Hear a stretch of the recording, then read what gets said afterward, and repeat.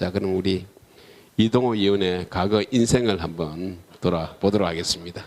자, 개인적으로 굉장히 힘든 작업을 하라고 하셔서 그 기간 동안에 뭐 여러 가지를 돌아봤습니다. 참 공개적으로 자기 고백을 한다는 건 굉장히 어려운 활동입니다. 왜냐하면 그 과거 자신이 믿었고 그리고 확신했던 활동들이 그게 잘못됐다고 느끼고 그리고 해악을 끼쳤다고 공개적으로 자백해야 한다면 사실은 그건 굉장히 정신적 고문이었습니다. 너무 힘든 과정인데 뭐 나의 청춘 시절의 거의 전부라고 되어지는 것들을 전부 반성해야 드러내야 된다고 생각하면 사실 거의 실신증에 이르게 되는데 문제의식을 느끼면서 꼬박 10년 걸렸습니다. 참 오래도 망설였고 마음에 걸리는 것도 많았습니다. 근데 사상은 좀 정리를 할 수 있더라고요. 그러니까 어쨌든 여러 가지 몇 년간 책을 통해서 뭔가 새롭게 공부하면서 이게 뭐 우선 역사도 다시 보고 뭐 철학도 다시 보고 그러면서 사상은 정리할 수 있었는데 가장 어려운 게 역시 인간관계였어요. 내 젊은 시절에 나와 같이 운동했고 또 내가 가르쳤던 후배들 지금도 뭐 열심히 어쨌든 아직도 좌파에서 활동하고 있는 열심히 활동하고 있더라고요. 페이스북이나 이런 거 보니까 뭐 여전히 대한민국을 부정하고 있는데 그런 후배들 또 그리고 어쨌든 동지라고 여겼던 사람들을 전부 내가 이런 고백을 했을 경우 그들은 어떤 반응을 보일까 가장 두려웠고 또 한편으로는 고독했어요. 왜냐하면 혼자 서야 되기 때문에 참 어려웠는데 그러나 만약 내가 숨기고 가만히 있다면 다시 한번 내가 조국에 죄를 짓는다 이렇게 생각했고 그래서 결정적으로 고백을 하지 않을 수 없었는데 지난번 세미나에 나왔다가 뭐 이야기 좀 잘못했다가 원 원장님한테 걸려가지고 또 지금 이런 걸 기획해가지고 하여튼 분명한 거는 뭐 뒤에 결론에서도 말하겠지만 그 우리 국민들은 과거의 운동이 아직도 민주화 운동으로 알고 있습니다. 인권 운동으로. 그러나 명백히 공산주의 폭력 혁명 운동이었던 사실들을 우리 국민들이 알아야 되고 그들이 어떤 의도로 어떤 생각을 갖고 있었는지를 국민들이 알아야 된다고 생각하고 그거는 적어도 활동가였던 공산주의 활동가였던 저의 의무라고 생각하고 그나마 우리 조국에 나름대로 뭐 이렇게 빛을 갚는다면 벽돌 한 장 쌓은 거고 오히려 그냥 대한민국 건설에 전부 폄하만 했기 때문에 그런 고백이라도 한다면 그게 그나마 지금 뭐 병주고 약 준다고 생각할지 모르지만 그러나 어쨌든 그러라도 해야 된다고 생각을 하고 그건 저희 의무라고 생각합니다. 나는 그 인류 역사 발전 법칙을 보았다고 생각했습니다. 그 인류 발전 법칙을 따른다면 모든 인류는 정말 자기의 그 천성대로 일하고 그리고 필요한 만큼 나누어 갖는 아름다운 세계가 우리 눈앞에 펼쳐질 거라고. 그리고 난 책 속에서 사회주의 조국 소련을 받고 책 속에서 북한이 그런 사회라고 나는 믿었고 그리고 그것이 나는 우리가 인류가 지향해야 될 목표라고 생각했고 나는 그것을 먼저 본 선각자라고 생각했습니다. 그리고 우리 국민들은 아직 모른다고 생각했기 때문에 그 내용을 알려야겠다고 생각하고 그 과정에 나는 나의 몸을 바치기로 그게 공산주의 혁명의 길이었습니다. 대학 서클을 활동을 시작했는데 물론 저는 그전에 뭐 기독교 그 민중신학을 좀 공부하긴 했지만 어쨌든 서클을 시작해서 거기서 맨 처음 들어가면 우선 시각조정 프로그램이 있습니다. 1학년에 들어가면 맨 처음 이야기하는 게 역사 공부를 우선 합니다. 뭐 지금 해방전후사 인식이 뭐 그다음에 그 중국 공산주의자들의 삶을 그 대륙의 붉은 별이니 에드가 스노우 같은 거 뭐 이런 것들을 좀 우선 읽습니다.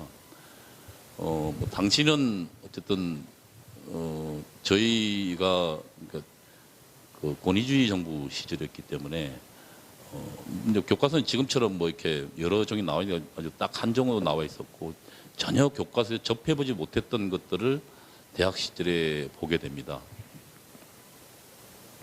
충격의 연속입니다. 초대 대통령이었던 이승만은 그 책에 의하면 미국의 앞잡이였습니다. 그리고 독립운동을 빙자해서 동포들의 돈으로 호의호식한 사람이었습니다.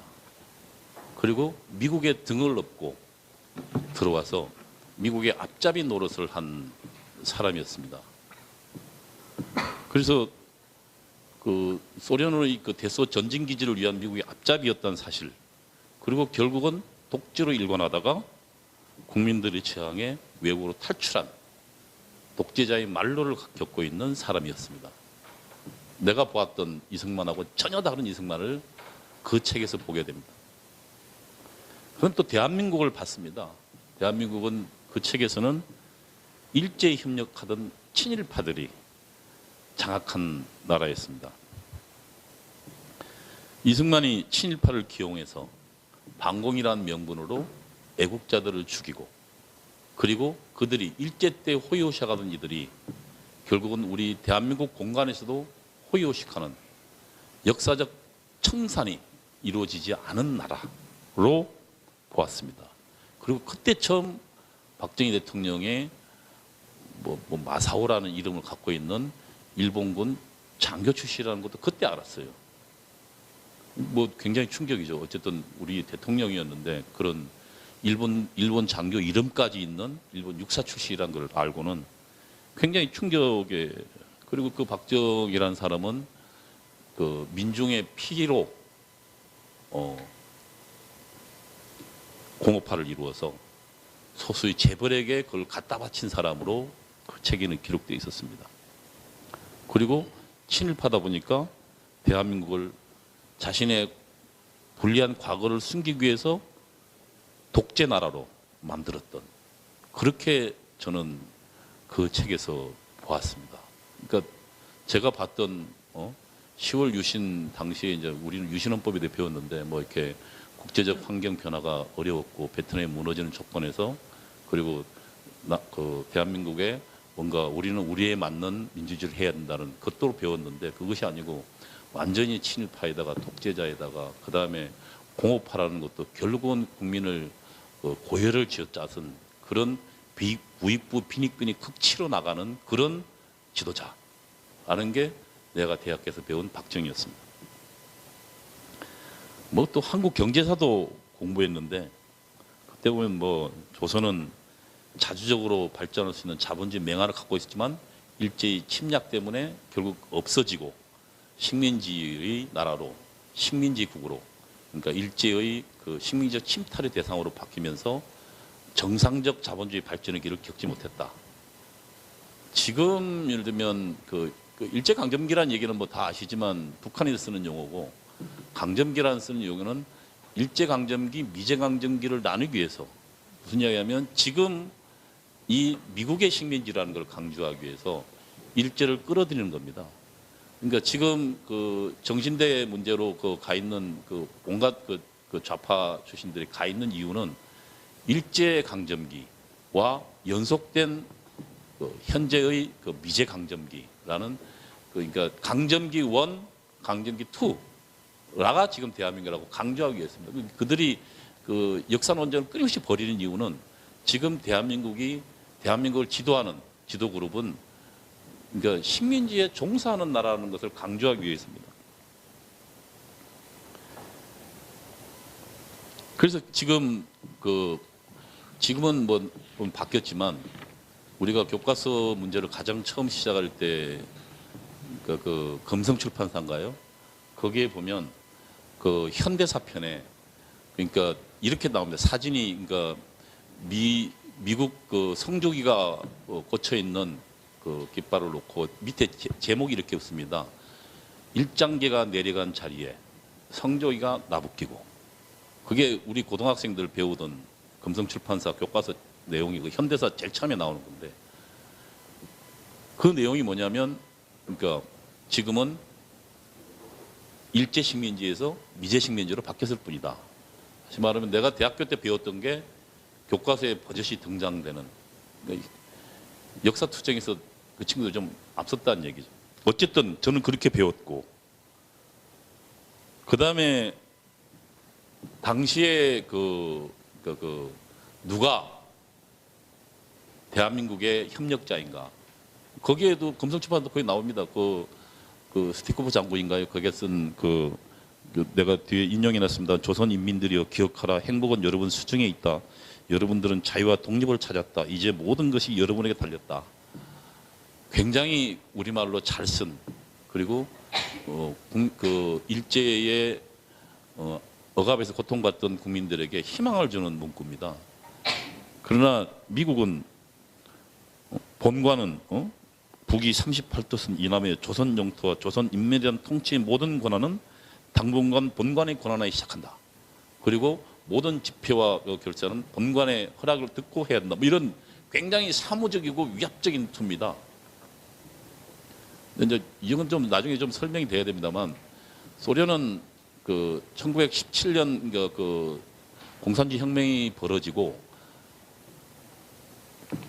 제국 미국이나 영국이나 당시 유럽의 자본주의 나라에 대항하기 위해서 자신의 동맹국을 식민지에서, 당시 제국주가 있어 식민지에서 민족해방운동을 벌이는 나라들을 자신의 동지로 끌어들이고, 그리고 그들에게 자금을 댔습니다. 우리 공산주의 운동도 소련에서 공산주의 자금을 받았는데, 어쨌든 그래서 상당히 이런 경험이 많습니다. 제3세계 나라 식민지인데 그런 이해도 많고, 미국은 근데 제국주의를 처음 해봐서, 그러니까 조선을 몰랐고 그런 차이인데, 어쨌든 그러나 그것만 딱 쳐다보면 누가 해방군이고 누가 식민지의 억압군인가를 볼 수 있습니다. 저는 이제 그걸 보면서 또 한편으로 미국에 대해 배웠는데 분단의 원흉이다. 그러니까 당시 이제 여러 가지 책이 있지만, 나중에 그러니까 포스트 수정주의가 나오면서 수정주의를 부정했지만, 그건 주로 소련이 무너지고 난 다음에 기밀문서 해제되지만, 그 전까지는 유교 전쟁도 시빌 워라고 있거든요. 내전이다. 내전이 확대된 거지. 그게 무슨 계획적인 게 아니다라고 주장했고, 그 다음에 분단도 미국이 분단을 획책했다. 근데 참 그때 그 증거가 클라크 대령하고 두 명이 38선을 제안했다. 38선 제안했다는 얘기는 그렇지. 38선 제안한 건 나라를 나누려고 한 거지. 그리고 46년도에 5월 1일인가요? 이승만 대통령이 정읍에서 지금 더 이상 어려우면 남한만이라도 단독 정부를 구성해야 된다는 발언을 합니다. 근데 이제 그 전까지 공산주의자들은 이미 45년 11월에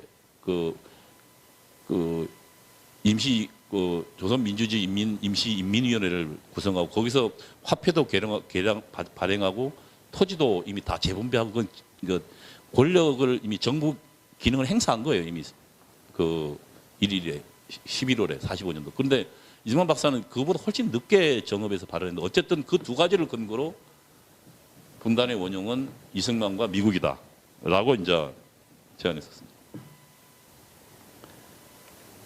미국이 보기에는 자신의 식민지적, 그러니까 개념은 이제 신식민지 통치라고 합니다. 이제 식민지는 직접적으로 나라를 지배하는 방식, 그러니까 일제가 우리를 지배하는 건 식민지라고 그러고, 그 다음에 제3세계 민중들의 민족해방운동이 굉장히 열화처럼 일어나서, 독립운동이. 그래서 그 방식은, 직접 지배 방식은 어렵기 때문에 간접 지배 방식을 도입했다. 그것을 좌파 용어로는 신식민지주의라고 그럽니다. 신식민지주의는 직접 지배가 아니라 대리 권력을 내세워서, 그러니까 미국 입장에서는 이승만이라는 대리 권력을 내세워서, 그 다음에 자신들의 미국 대사관이 걔네들의 통치기구고 총독부고, 그 다음에 CIA가 예를 들면 한국의 모든 군권과 정보를 장악하는, 그래서 그런 것들로 대한민국을 통치하고, 그 다음에 경제를 공부했는데 차관도 결국은 우리의 경제를 자본주의가 기형적으로 발전하고, 걔네들이 남아도는 걸 가지고 기형적으로 발전하기 위해서 걔들이 우리 경제를 망가뜨리기 위해서 보낸 거다, 이렇게 주장했고, 전 그렇게 배웠어요. 그다음에 결국은 그 한미 동맹을 미국이 억지로 만들어서 했다. 여기까지가 제가 배운 현대사입니다. 철학도 공부했어요. 뭐 철학을 뭐 변증법적 유물론과 뭐 계급투쟁론, 역사적 유물론, 뭐 요즘 다 그 유물이 돼버린, 네? 아무도 믿지 않는 거지만 유물이 됐죠, 그죠? 요즘 뭐 변증법적 유물론, 뭐 역사적 유물론, 계급투쟁론 하면 아마, 그러나 내가 맨 처음 봤을 때는 정말 세상에 뭐 이런 우리 세상을 밝혀주는 새로운 철학이 있을까 해서 하늘에 큰 빛을 봤어요. 난 예술을 본 것보다 훨씬 나는 당시에 이 철학을 공부하면서 인류의 그 철학은 유물론과 관념론의 투쟁이었고 결국은 유물론이 우리 세상에 과학적 발전 법칙을 밝혀줬다고 이야기하면서 야, 난 정말 새로운 세계를 본 거로 느꼈어. 나 이 철학 공부를 하면서. 그러면서 뭐 기본 법칙도 있죠. 뭐 양질 전화의 법칙. 맨 처음에 오면 이제 이것도 가르칩니다. 야, 그 물이 말이야. 처음에 온도가 붙어서 부글부글 끓다가 그러나 그때까지는 물이 온도가 촥 오를 땐 전혀 그러다가 일정 100도가 탁 이러면 수증기를 내고 하지 않냐. 마찬가지로 우리 사회도 결국 어떤 그런 그 양적인 변화가 진행되다가 폭발적으로 질적 변화가 일어난다. 그게 뭐냐? 혁명이다. 그러니까 혁명은 굉장히 자연스러운 거다. 그리고 그건 폭발적이라는 얘기는 뭐예요? 근본 체제를 뒤집어 엎으니까. 그러니까 거기는 꼭 폭력혁명이 폭력은 굉장히 자연스러운 거예요. 폭력이. 수단이 아니고 폭력은 성스러운 거예요. 우리 사회를 발전시키는. 그러니까 자본가 계급의 지배로부터 그 새로운 민중이 주인이 되는. 그러니까 지금 그 뭐 작년도 그렇고 공산주의자들 그 좌파들 집회에 가면 폭력 사용을 전혀 부끄러워하지 않잖아요. 그 이유는 뭐냐면 이 철학적 베이스가 있습니다. 왜 폭력은 결국 우리 아름다운 미래를 가기 위한 그러니까 양적에서 질적으로 변화하는 그런 아주 그 소용돌이 치는 그러니까 역사의 소용돌이 치는 그런 수단일 뿐이에요. 그래서 걔들 폭력 사용과 전혀 나쁘지 않아요. 부정의 법칙. 그래서 부정의 법칙도 이런 거 아닙니까? 그러니까 정반합 이렇게 한다. 그러니까 지금 현재를 부정하고 그다음 그 자체를 또 부정하고 그래서 우리는 사회는 발전한다. 물론 해겔의 변증법을 이용한 거지만 부정의 법칙. 그러나 어쨌든 그걸 통해서 또다시 혁명이 왜? 현재 체제를 부정하는 것은 발전을 위한 합을 위한 과정이다. 필연적 과정이다. 그러니까 현 체제에 저항하는 것이 어떠냐 말이에요. 우리 역사를 발전시키는 일이다. 부정의 법칙. 이런 철학적인 소신과 관념이 딱 박히니까 내가 저항한 거 어때요? 나의 생명을 바꿔도 좋을, 목숨을 바꿔도 좋을 그런 신념과 가치관으로 자리 잡게 되는 거예요. 폭력을 숭상하는 거예요. 폭력만이 결국은. 그래서 그 지난번에 그 재작년인가요? 그 통합민주당 아니 그 통진당 해산 때 헌법재판소 판결문에 그 얘기 나옵니다. 폭력혁명을 통해서.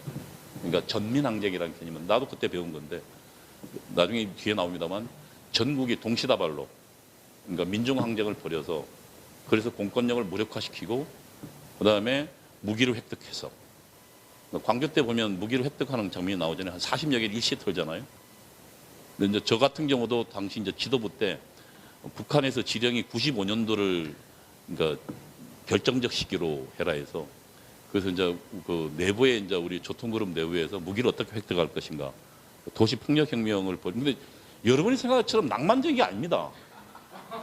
여러분들은 뭐 그냥 뭐 좀 그랬을 거라지만 무기를 어떻게 획득해서 그러니까 국민을 어떻게 선동하고 그 선동을 통해서 무기를 어떻게 획득해서 결국 이 폭력 혁명을 발전시켜서 그 와중에 물론 사상자도 나오겠지만 그걸 통해서 직접 정치 권리 어떻게 장악할 것인가.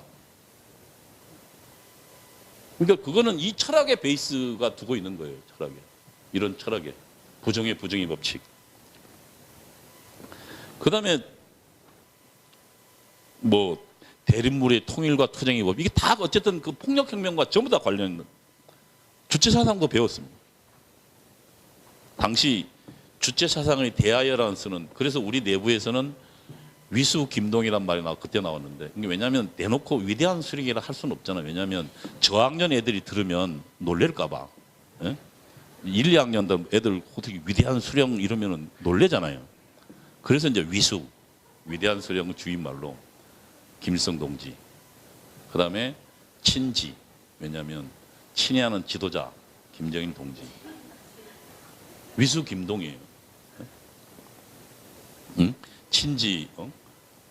이렇게 그 주체사상에 대하여라는 논문을 김정일 동지가 썼다는 논문을 읽고 또 읽었어요. 요즘도 뭐 외울 수 있어요. 인류 역사는 자주성, 창조, 의성, 자주성을 위한 투쟁의 역사였다. 역사 발전론 자주성을 위한 투쟁이 얼마나 멋있어요. 인간은 나중에 나오는 자주적 그 혁명 주체 사상의 혁명과 건설의 주인은 인민 대중이며 혁명과 건설을 추동하는 힘도 인민 대중에게 있다는 사상이다. 자기 운명의 주인은 자기 자신이며 자기 운명을 개척하는 힘도 자기 자신에게 있다. 근데 막스주의는 약간 좀 그러니까 기계론적이었거든요. 그러니까 그 역사적 유물론에 보면 그러니까 이제 토대와 상부 구조, 토대는 생산력과 생산 관계를 토대라 그러고, 그다음에 상부 구조는 이것을 이루는 그러니까 그 권력 구조나 이념 체계, 가치 체계를 상부 구조라 그랬어요. 근데 이제 그 토대의 변화들이 생산력은 발전하는데 생산 관계는 옛날 착취 구조니까, 그래서 이게 이제 수명을 다하면 결국 폭력 행동을 통해서 새로운 사회주로 간다는 개념이거든요. 그래서 이제 그 개념으로 원시 공산 세계부터 그다음에 그 뭐 예를 들면 그 봉건주의, 자본주의 이렇게 쭉 설명을 해요. 야, 그걸 보니까 정말로 야, 역시 그러면 사회주는 필연이다고 난 나중에 다시 공부해 보니까, 그러면 그런 이 자본주의로 넘어올 때는 그러면 피지배 계급이 뭐 올 때 폭력을 뭘 해야 되는데 그런 사례가 안 보이더라고요. 그 책임만 그렇게 나오죠. 자본가들이 이끄는 거지, 자본주의 사회는. 그러니까 그런 것들을 어쨌든 나중에 안 거지만 어쨌든 그때 그를 통해서 그러니까 그 필연성으로 넘어간다.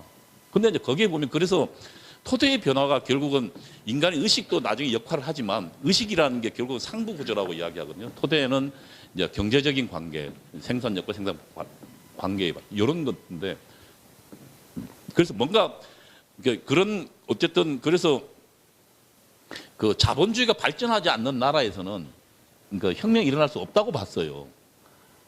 그래서 뭔가 좀 거기에서 인간의 역할이라는 게 좀 빠져 있잖아요. 근데 이 주체 사상을 뻥 보는 순간, 야, 이건 또 정말 새로운 복음이 내려왔다, 하늘로부터.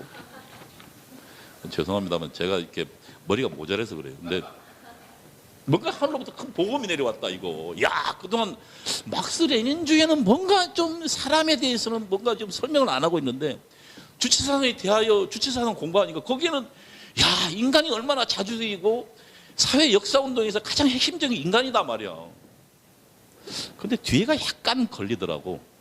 인민 대중의 이익은 수령이 가장 이상적으로 대표하기 때문에 인민 대중을 옹호하는 입장, 곧 수령을 옹호하는 입장이라고 이야기하는 이 문제는 약간 걸리긴 했어요. 그렇지만 뭐 어쨌든 혁명에서 지도자 역할 정도는 난 이해했는데 그 관악 자주파애들은 이건 빼더라고. 관악 자주파애들. 걔들은 역시 좀 똑똑해요. 애들이 서울대 애들이니까 중심이니까. 얘들은 나랑 토론했는데 우리는 수령을 인정할 수 없다. 다른 예를 들면 이 사상은 인정한다. 나중에 제가 황장엽 씨랑 한 4년 정도 같이 공부했는데 나중에 이제 여기는 황장엽 씨는 인간중심 철학을 만들었고 내부에서 그 상당히 그 비판을 받았대요. 그런데 어느 날 그러니까 김정은이가 이걸 보면서 이데올로그를 동원해서 통치론으로 바꾼 거예요. 그러면서 이제 주체사상에 대하여라는 논문을 그러니까 집단적으로 만든 건데 어쨌든 그러나 나는 거기에서 야, 뭔가 인간의 역할들을 뭔가 그래서 그 주체사상 이렇게 나옵니다. 막스 레닌주의는 과거의 사상을 반영했지만 현재의 시대를 반영하지 못했다. 그 중에서 인간이 차지하는 철학의 운명, 철학의 사명의 문제를 처리하지 못했다. 철학의 사명이란 인간이 어떻게 발전하고 어떻게 생성해 나갈 거냐에 대한 것들을 해명해 줘야 되는데 막스 레닌주의는 그러니까 어쨌든 생산력과 생산 관계 뭐 그것과 예를 들면 상부 이것만 설명했지. 그러나 인간의 운명의 문제는 설명하지 못했는데 주체체제가 이걸 했단 말이에요. 내가 기독교 신자니까 아이고 하나님 아멘. 정말 새로운 난 그걸 봤. 그래서 정말 외웠어요.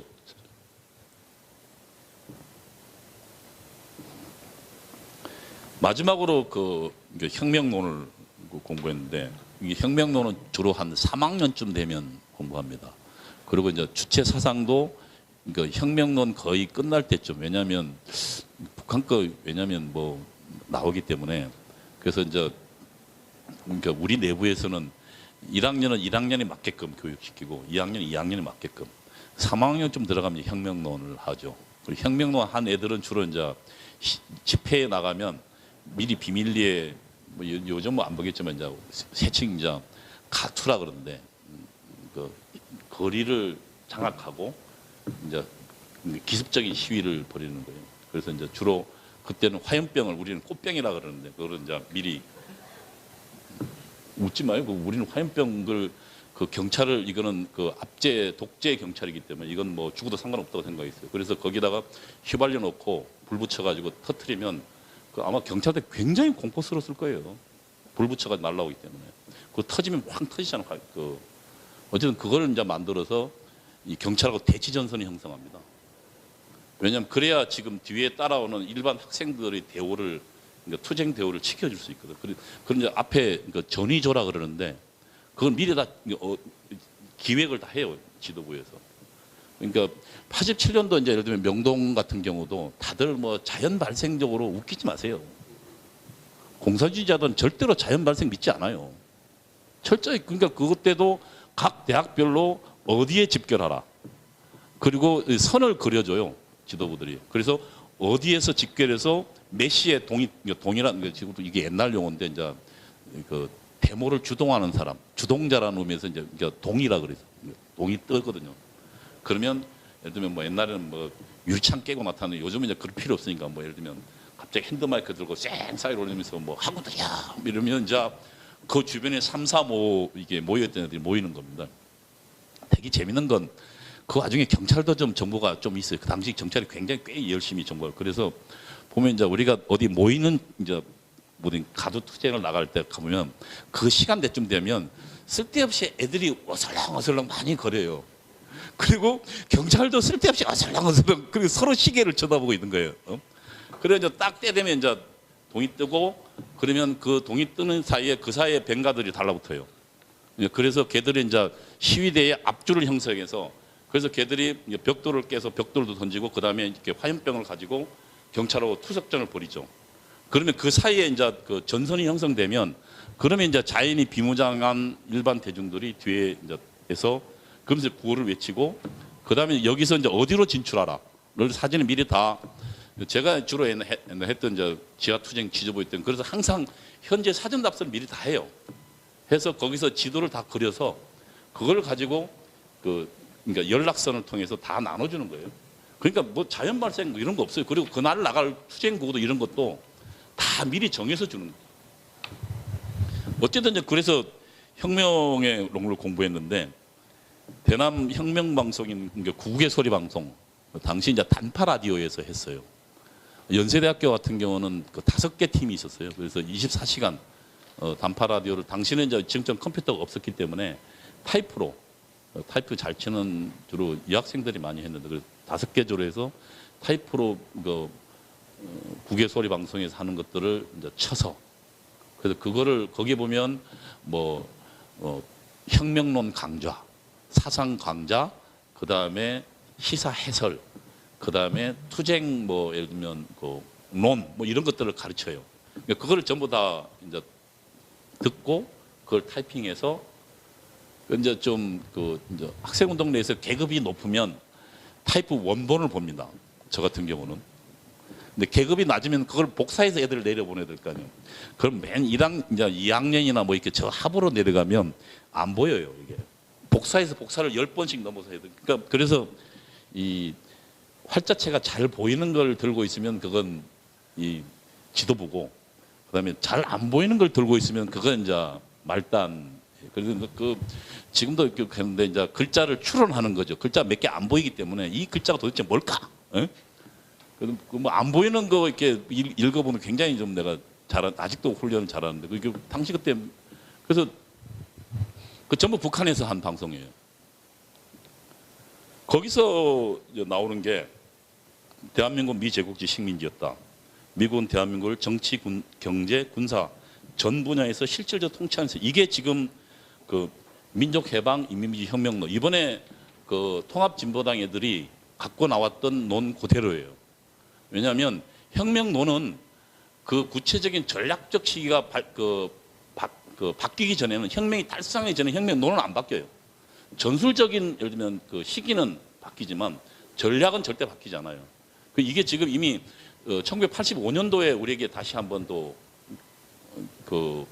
한번 했던 건데 이게 이제 북한은 1970년대에 정식화시킨 거예요.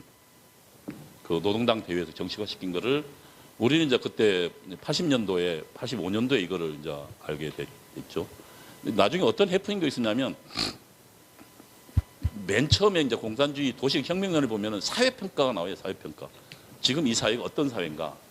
그래서 이제 그게 예를 들면 이제 막스 레닌주의 쓴 사회 구성체론이라고 이제 주체 사상인 그것을 사회 성격론으로 해요. 이제 거기에서 그 권력의 성격을 훨씬 더 그러니까 권력 자체가 중요하다고 해서 그러니까 아까 이야기했지만 공산주의에서는 막스 레닌주의에서는 토대 지금 현재 자본주의 사회인가 봉건 사회인가는 토대가 생산 관계의 발전이 중요하다고 봤지만 그러나 그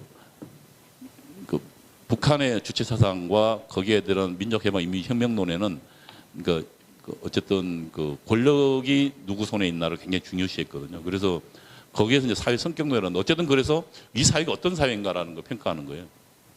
그래서 이제 그 당시 맨 처음에 70년대 우리가 이제 초장기에 입수한 것들은 식민지 반봉건 사회라고 우리는 배웠어요. 근데 운동권도 알지만 NL과 PD가 있잖아요.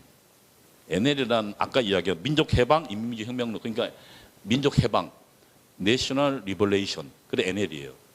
PD는 이제 그 피플즈 지금 왜냐하면 주사파하고 그다음에 그 다음에 할 황성준 같은 그 PD파하고 서로 다른 게 영어를 잘하면 PD파고 영어를 못하면 나 같은 주사파예요. 꼴통 주사파. 왜냐하면 우리는 그 아메리카에 대한 불타는 적개심을 갖고 있었기 때문에 아메리카 용어를 배울 필요가 없었다고. 근데 이제 그전 PD 애들은 전부 그 외국어로 공부했으니까 그래서 뭐 주로 영어를 많이 그래서 딱 그 지금도 근데 운동권 내에서 서로 이렇게 서로 주도권 싸움을 하거든요. 근데 이제 그때 PD에서 뭐라냐면 야 이 새끼야 지금 이 자본주의가 얼마나 발전했는데 무슨 아직 반봉건 사회냐 봉건 사회란 말이냐. 그리고 이제 뭐 우리는 우겼어요. 지주 소작 관계 아직도 있다. 근데 무슨 지주 소작 그러니까 하도 그러니까 우리가 그 논에서 밀리니까 북한에서 85년도에 특별 방송을 했어요. 한국 사회는 식민지 반봉건 사회가 아니고 식민지 반자본주의. 왜냐하면 자본주의가 정상적으로 발전하고 기형적으로 발전했다 해서 이제 반자를 쓴 거예요. 그래서 그 다음 날부터 우리도 싹 이제 반자본주의 사회다. 우리도 자본주의 왔다라고 이제 이야기해서 뭔가 봉변을. 당시 북한이 얼마나 우리 대한민국 운동에 깊숙이 개입했나를 밝혀주는데 제가 나중에 그 북한에서 난파된 간첩 그 누구예요? 그때 우리 학생 운동권 대표들 만나고 돌아다녀 잡힌 그 김 누구 있었잖아요. 그 뭐 그때 지금 우상호도 만났고 그 이인영이도 만났고 했던 그 간첩이 있어요. 그 간첩 이야기 들어보니까 한국 운동권들을 만나니까 우선 북한이라고 간첩으로 밝혔는데도 전혀 어리낌 없이 그 다음에 오히려 부탁하더래요. 그 책자 좀 나온 거 없냐. 이런 혁명론. 당시에 이제 91년도인가요? 그 주체의 혁명운동론이에요. 주변론, 주체의 혁명운동론이라 해가지고 책자를 일본을 통해서 한국으로 유입시켰거든요. 근데 그거를 이제 갖고 있는 사람도 갖고 없는 사람도 있으니까 간첩에 그걸 부탁했다고 내가 그 이야기 들었어요. 어쨌든 이제 그렇게 해서 우리 대한민국 사회는 이제 식민지 반자본주의. 그러면 식민지 반자본주의는 두 가지가 있어요. 식민지 사회란 뭐예요? 식민지를 극복해야 되죠. 그게 민족모순이라 그러는데 그러니까 뭐냐면 식민지를 반대하는 투쟁이 최우선이에요. 그럼 식민지 주체가 누구예요? 미국이고. 그다음에 자본주의 사회는 자본주의는 그 자본가가 계급적으로 노동자를 지배하는 사회예요. 그럼 계급적 지배를 철폐하는 것 두 개가 그러니까 민족모순과 계급모순. 계급이란 그 노동자와 자본가의 모순. 민족모순이란 미국과 한국 민중 간의 모순. 이 두 가지 모순이 중첩되어 있다고 보는 거예요. 그러나 가장 중요한 건 지금 우리가 이렇게 된 거는 결국 미국 덕분이다. 그래서 나중에 3대 투쟁 과제가 나와요. 자주민주통일이라고. 그전에 이인영이가 국회의원 되고 초장기 우리 시대의 과제는 자주민주통일이라고 이야기하던데 그게 이제 여기서 그전에 우리가 주체 사상을 수입하기 전에 한 번도 자주민주통일이라는 용어가 우리 대한민국 운동권에 나온 적이 없어요. 북한의 용어를 갖고 오면서 우리가 나왔거든요. 그게 3대 투쟁이에요. 그러니까 이걸 위해서는 자주, 말은 좋지만 이제 반미 자주화 투쟁, 반미 투쟁, 반파쇼 민주화 투쟁. 이거는 뭐냐면 국가보안법을 철폐한다 할지, 그다음에 그 국정원들을 해체한다. 그러니까 우리는 파쇼 포갑기구 해체라 그러는데 끊임없이 지금 국정원 그 해체해서 결국 국정원 무력화됐잖아요. 그리고 국가보안법도 철폐하는 시도를 계속 있었고 국가보안법 독소제한 뺀다고 계속 이야기하면서 사실상 지금 국가보안 거의 많이 무력화돼 있어요. 그게 이제 반파쇼 민주화 투쟁이에요. 그게 왜냐하면 그거는 공산주의자 활동을 용이하게 하기 위한 투쟁이거든요. 그러니까 그런 국정원 같은 기구하고 그다음에 지금 경찰의 그 공안 그 경찰이 절반으로 줄었어요. 그 김대중 정부 노무현 정부 들어서면서요.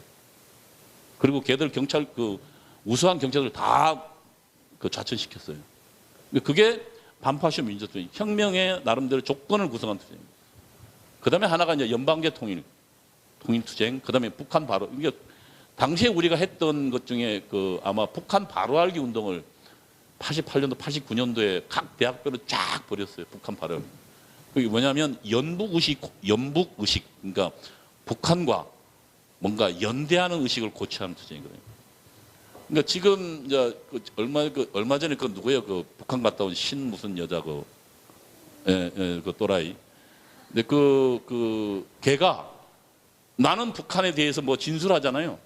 그리고 거기에도 뭐 사람이 살고 있었네 그러면서 뭐 거기에 뭐 북한에 뭔가 뭐 의료 시설이 어떻고 뭐 일반 가서 뭐 그냥 무료로 애들 다 하고 그게 어쨌든 연북의식 고취 투쟁이에요. 그러니까 통일 투쟁의 일환이에요. 그게. 그러니까 입장에 딱 보면 그건 통일 투쟁이거든요. 그 다음에 가장 중요한 건 반미 투쟁이에요. 모든 만악의 근원이 반미다.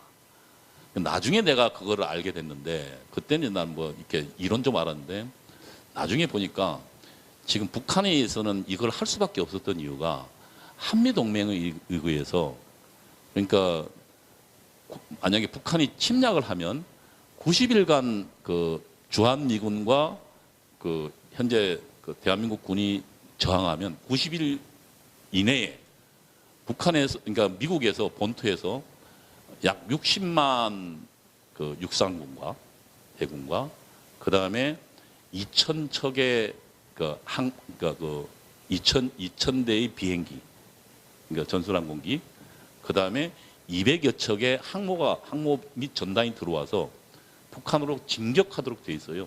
지금 한미 그러니까 작전 계획 5027에 보면 물론 그거에 좀 더 발전시킨 개념들이 있지만 어쨌든 그렇게 보면 북한은 대한민국과 전쟁을 벌이는 순간 세계 최강 군대와 또 대한민국 군과 최강의 적을 맞이해서 싸울 수밖에 없는 조건이에요.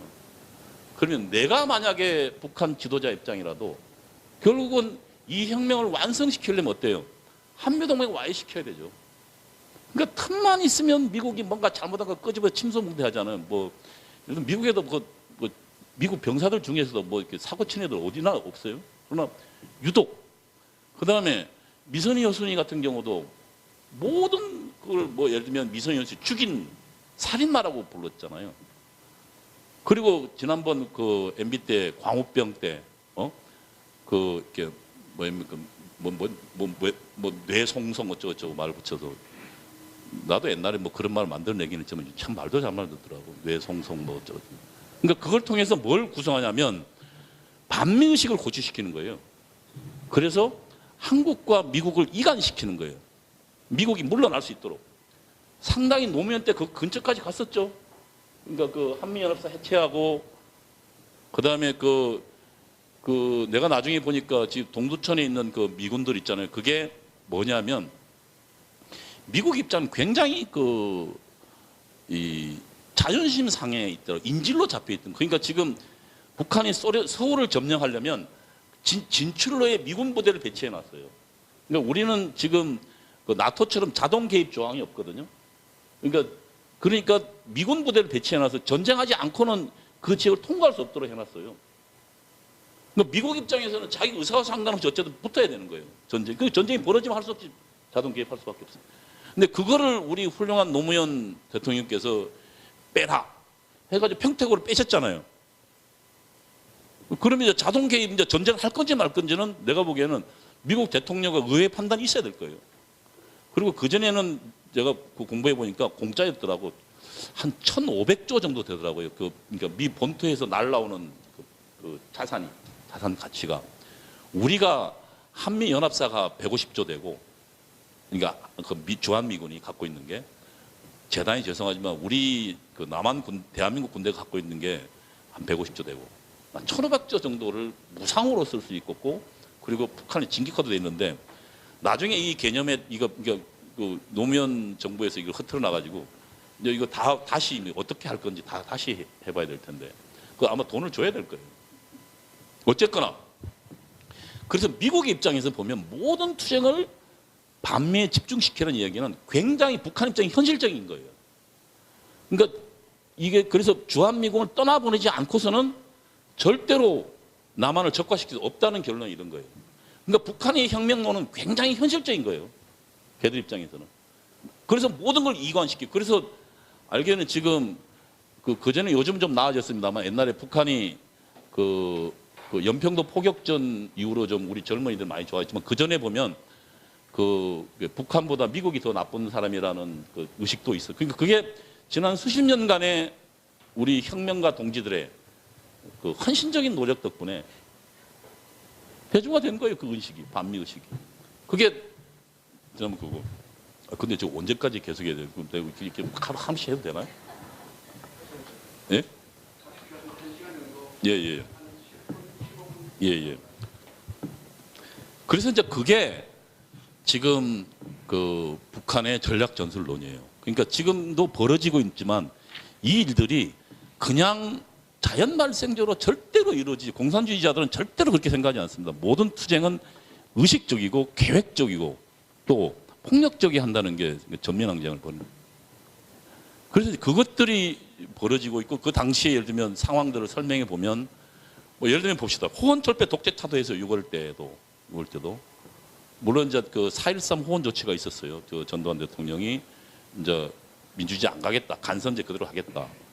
그래서 이제 그 연세대를 비롯해서 내가 그때 연세대학교 지도부였는데, 그래서 이제 그 우리 그 애들을 시켜서 이제 애들은 우리 서클 이제 회원들을 시켜서 단신 농성을 벌였어요.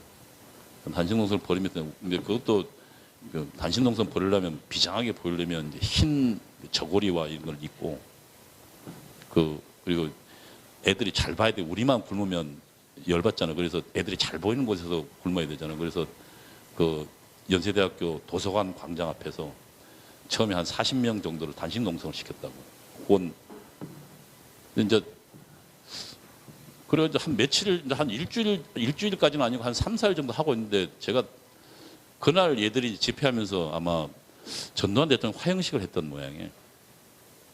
근데 나는 그것도 모르고 이제 애들 단식 시켜놓고 이제 돌아다니다가 밤에 잘 데가 없어가지고 이제 애들 그 단식 농성 하고 있는 곳에서 밤에는 이제 학생회관 들어가 잤거든.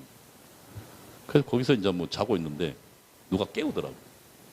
보니까 뭐 이렇게 화이바를 쓴, 그러니까 전투경찰이 들어온 거예요. 그러니까 경찰이 걸린 거야. 우리, 왜냐하면 평화롭게 단식 농성하고 있는 청년들 이들이 잡아갔다. 그날 연세대학교가 7,000명이 집회에 나왔더라고. 7,000명. 그럼 나는 이제 그 걔들은 또 잡혀가면 저것끼리 뭐 있을 때도 계속 굶기로 했나 봐요. 근데 나는 이제 모르고, 그리고 그 지도부는 자기를 속여야 되기 때문에 뭐랬냐면, 당신 거기 왜 있었냐. 왜냐면 나는 뭐 흰 옷도 안 입고 있었으니까. 애들이 밥 굶는다 하길래 불쌍해서 내가 있었다. 그래? 그러니까 나중에 이 형사가 내가 전문가가 아닌 모양이야. 아우, 당신은 참 억울하군요. 정말 억울하다. 난 애들이 밥 굶어서 정말 불쌍해서 내가 이따가 잤는데 당신 나 깨워보 이렇더라. 그래서 더 이상 나는 조사할 게 없다고 해서 맨 처음에 이제 딱 내려가서 보니까 식당으로 안내하더라고. 새벽에 이제 그 끌려갔으니까. 그래서 한참 밥 먹고 있었지. 근데 나중에 이제 애들이 후에 조사받고 내려오는 거야. 흰옷 입은 애들이. 그동안 전부 나를 쳐다보고. 왜냐면 내가 지도 본 건 걔들은 알거든. 왜냐면 내가 걔들 단식 먹 시켰으니까. 근데 저거는 굶고 있는데 내가 뭐 밥 퍼가지고 이만큼 해가지고 전날 별로 밥도 잘 못 먹었으니까 뭐. 그날 8,000명. 그러면서 불이 붙었어요. 그러다가 이한열이가 죽은 거예요. 이한열이가. 그러니까 체류탄 맞고. 그것이 이제 결국은 그 6월 대칭 6월 항쟁의 휘발점이 됐거든요. 근데 사실 난 그래 다 나왔어요 그때. 워낙 거의 뭐 연세대학교 나고 뭐 7, 8천 명이 동원된 게 처음이었거든. 그 투쟁을 내가 기억에 좀 처음이어서 그러니까 전부 방면시켜 주더라고. 근데 그걸 통해서 이제 계속 한번 이제 불이 붙으니까 투쟁이라는 게 이렇거든요. 애들은 이제 맨 처음에 어떻게 데리고 나가냐면 이제 처음에 이제 학내 집회에 데리고 나가요. 1학년쯤 되면 학내 집회. 그리고 이제 그 몇 번 나가다 보면 그 맨 뒤에서 이제 있다가 손 붙잡고 있다가 그래 막 체류탄 쏘면 막 도망가는 거 이런 거 몇 번 훈련을 시켜요. 그러면 이제 점점 앞으로 나와요. 이렇게 하다 보면. 그 다음에 이제 요즘 한 5, 6개월 지나면 이제 가출을 내보내요. 그러니까 그것도 선배랑 딸려가 선배 손 붙잡고 아까 이야기하는 거리 투쟁을. 그리고 거기도 이제 좀 지나고 나면 이제 그것도 좀 자꾸 하다 보면 대담해져요 사람은. 그러고 이제 좀 지나면 이제 그 화염병을 들고 이제 항내에서 이제 버티는 걸 하게 하고 이런 관계를 거치면 결국 폭력혁명자가 돼요. 그게 이제 내가 보니까 참 굉장히 공산주의 입장에서는 폭력혁명가를 만드는 굉장히 합리적 방법을 갖고 있더라고요. 그러니까 그것도 다 훈련시키는 거예요. 1학년 때부터. 우선 집회부터 나갔다가 처음엔 구호만 하게 했다가 뭐 계속 한 단계씩 높여나가는. 어쨌든 근데 이제 말이 옆으로 샜는데 어쨌든 그때 그런 활동들을 벌이면서 호원철폐 독재 타도라는 게 나왔어요. 근데 그때 우리는 이제 내부의 논쟁은 그러면 이 6월 투쟁을 통해서 만약에 새롭게 정부를 구성한다면 이 정부가 우리가 이야기하는 그러니까 자주적 민주정부 이번에 그 헌법재판소에 나왔지만 그러니까 NLPDR 혁명을 통해서 들어선 정부 그러니까 북한과 그 연북 의식을 갖고 있는 정부를 말하는 거예요. 그러니까 그러니까 노농동맹의 그 주력군의 우리 공산주의자들의 영향력 하에 있는 정부. 이걸 이제 자주적 민주정부라고 그랬는데 그 정부는 아니다. 그래서 그 전 단계를 민주연립정부라 불렀어요. 제가 그때 이제 그 우익은 죽었는가를 다시 생각한다 해서 양동환 선생이 민주연립정부 전술에 대해서 이야기했길래 내가 그 이야기 했지만 그래서 이 정부는 민주연립정부다. 그래서 그러니까 김대중 정부를 우리는 상정하고 이 민주연립정부와 우리의 공산주의자들이 공산주의 내세우는 그런 정수분잔 들어간 게 아니라 공산주의자들이 내세우는 예를 들면 그런 그 민주 애국 인사라고 우리 부르는데 그런 인사들을 이제 연합으로 구성한다. 그래서 거기를 통해서 우리 공산주의자 공간을 확보하고 결국은 나중에 폭력혁명을 통해서 이제 자주적 민주정부 간다. 그리고 최종적 목표는 결국 북한하고 연방제를 통해서 폭력혁명 혹은 또 뭐 이렇게 우수하면 평화적 방법, 어쨌든 어떤 방법을 통해서든 한다라는 게 최종 목표였는데, 그래서 거기에 우리는 자주적 민주정부다. 그러니까 자주적 민주정부 아니고 민주연립정부다. 다음에 들어서는 건. 그래서 그렇게 성격 규정을 하고 이 투쟁을 어디까지 끌고 갈 거냐. 그래서 민주연립정부 구성까지 끌고 간다. 우리 목표 있어요. 그래서 이제 민주정부 구성 뭐 이렇게 이야기하는 우리가 그 당시에 나오는 건 호원철폐 독재자뿐만 아니라 군부독재 지원하는 미국 놈들 뭐라는지 알아가 꼭 왜냐하면 미국 놈이 모든 걸 근원이니까 이 구호에도 전부 당시 문건을 보면 다 이게 나와요. 거기에도 이런 전략적인 그 고려들이 다 들어가 있는 거예요. 그리고 그러니까 민주정부를 구성하자. 민주정부란 그러니까 우리의 공산주의와 연립하는 정부, 민주연립정부다. 그게 이제 그 당시에 6월 투쟁에 우리 그 내부 문건 다 나와 있는 얘기들. 그래서 87 6월 투쟁은 그것이 확장이에요. 그래서 각 대학별로 연대에서 출발한 그 활동이 각 대학별로 그러니까 당시에 내가 보기에는 이제 민주화에 대한 요구들이 있었어요. 그리고 대부분 나중에 저 공부해 보니까 그 국민소득이 한 5천에서 7천 불 사이에 그 민주주의 고도화를 요구하는 운동들이 벌어지더라고요. 그러니까 우리나라뿐만 아니라 그 영국에서도 마찬가지고 거의 대부분의 민주주의 고도화는 국민소득이 성장함에 따라서 그게 맞는 정치 체제를 요구하더라고요. 어쨌든 이제 그게 이제 당시 우리 87년이 아마 그 단계에 들어가 있었을 거예요. 우리 국민소득이. 그래서 그것과 맞물려서 그 각 대학별로 버리고 그래서 오전에는 각 대학별로 그다음에 오후에는 명동성당으로 결국 그것이 6월 항쟁의 밑거름이었죠. 그러나 그거는 결국은 제가 이야기하는 건 그냥 자연 발생이 아니라 당시의 반미 청년회 학생운동의 언더 지도부를 통해서 각 대학별로 내려가고 그리고 그것을 통해서 각 대의 투쟁 지침이 내려가는 거예요. 그리고 명동성당에는 그러니까 선발대를 보내서 거기에 농성하게 하고 요게 이제 그게 그러니까 우리 계획된 투쟁했다는 이야기할 수 있고 저도 이제 어느 날 나중에 꼼이라는 친구가 찾아왔더라고요. 연세대 이제 제가 총학생회 지도 담당 중앙이었는데 이제 당시 이제 뭐 서클 활동을 하다 보니까 그 대회라는 걸 해요. 1년에 한 번 정도. 대회가 뭐냐면 공산주의자들의 비밀 회합인데 그걸 통해서 그 전년도의 활동을 평가하고 투쟁 활동을 평가하고 내년도 투쟁 활동을 기획하고 지도부를 뽑아요. 저도 이제 뭐 운이 좋게 어쨌든 그 서클 연합회에서 시작해서 서클 연합 대표로 갔다가 그다음에 연세대학교 언더 지도부 회합 한 20명 정도 모이는데 거기 갔다가 이제 4인 중앙위원회 저도 이제 내부에 투표해서 뽑혀요. 뭐 공산주의자들도 내부에 민주적이에요. 그런 거에서는.